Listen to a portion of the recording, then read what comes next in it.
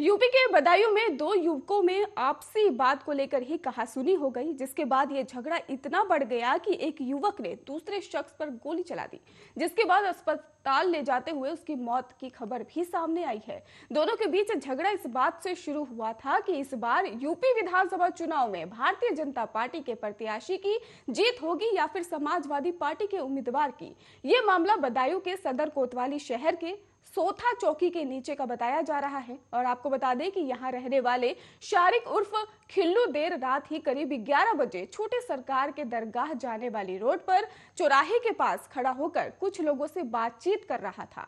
और इस दौरान ही उसे मोहल्ले के साथी खालिद सिद्दीकी से ही इस बात पर बहस हो गई कि इन चुनावों में सपा और भाजपा में से कौन सा प्रत्याशी जीतने जा रहा है। देखते ही देखते ये बहस गाली गलौज तक पहुंच गई। आसपास खड़े लोगों ने बचाव करने की कोशिश की और इस बीच ही खालिद ने तमंचा निकालकर शारिक के पेट में गोली मार दी और वहां से फरार हो गया। आसपास के लोगों ने इसकी सूचना पुलिस को दी, जिसके बाद आरोपी मौके से फरार हो गया। परिजनों की तहरीर पर पुलिस ने आरोपी के खिलाफ मुकदमा दर्ज कर कार्रवाई शुरू कर दी है।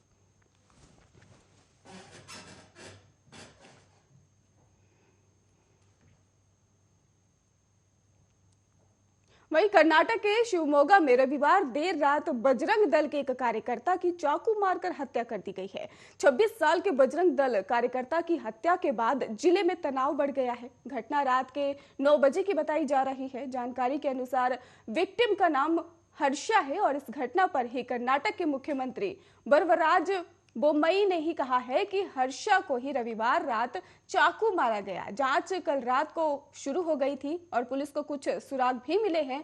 वहीं शिवमोगा जिले के ही डिप्टी कमिश्नर डॉक्टर सेल्वमणि आर ने कहा है कि स्थिति नियंत्रण में है और स्थानीय पुलिस आरएएफ को ही कानून और व्यवस्था को बनाए रखने के लिए तैनात किया गया है। इलाके में फिलहाल 144 लगा दी गई है, जो 23 फरवरी तक लागू रहेगी। फिलहाल पुलिस इस मामले की जांच कर रही है।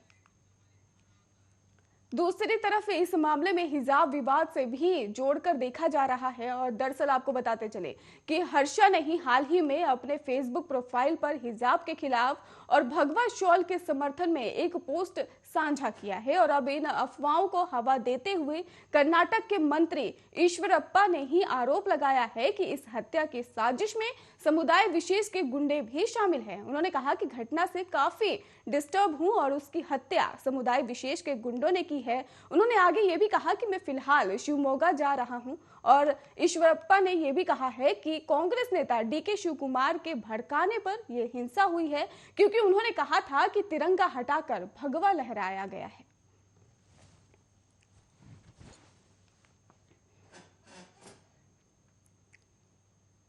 प्रदेश में एक प्रेमी ने ही प्रेमिका से दिल दहला देने वाला मामला सामने आया है। आपको बता दें कि बगहा में ही प्रेमी के घर से लापता प्रेमिका का शव जंगल में गड्ढे में मिला है।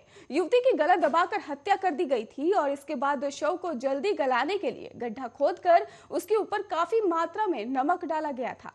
पुलिस ने आरोपी प्रेमी को फिलहाल गिरफ्तार कर जेल भेज दिया है। आरोपी युवती के गाँव का ही रहने वाला बताया जा रहा है। आपको बता दें कि एसडीपीओ कैलाश प्रसाद ने बताया है कि आरोपी पप्पू राव ने ही प्रेम जाल में फंसाकर शादी का झांसा दिया और 1 महीने तक अलग अलग शहरों में लड़की के साथ शारीरिक संबंध बनाए। इसके बाद 16 फरवरी को किसी दूसरी लड़की से शादी करने लगा।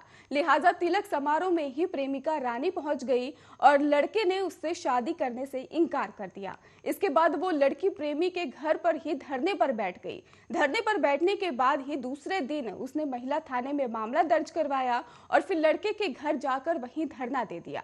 इसके बाद लड़की लापता हो गई थी। परिजनों ने लापता होने की प्राथमिकी दर्ज कराई और सूचना के बाद ही पुलिस तत्काल हरकत में आई और लड़के के परिजनों को हिरासत में लेकर पूछताछ किया, जिसमें हत्या का खुलासा हुआ है। पुलिस ने शव बरामद कर पोस्टमार्टम के लिए भेज दिया है।